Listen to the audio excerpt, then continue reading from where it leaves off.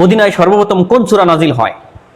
সূরা ফাতিহা, সূরা আনফাল, সূরা বাকারা, সূরা কাউসার।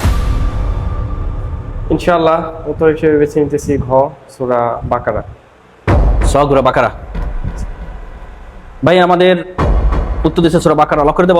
ইনশাআল্লাহ লক করতে।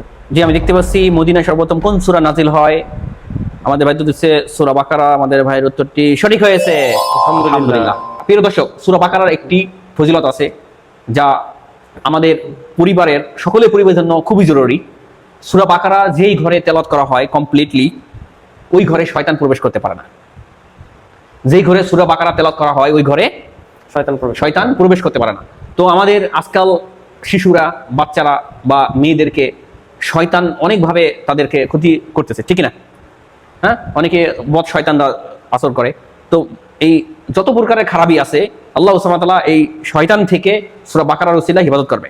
তো আমরা যদি কমপ্লিটলি না তেলাওয়াত করতে পারি, আমরা ভলিউম বাড়াই দিয়া আমরা অডিও অন করে দেবো প্রত্যেক ঘরে।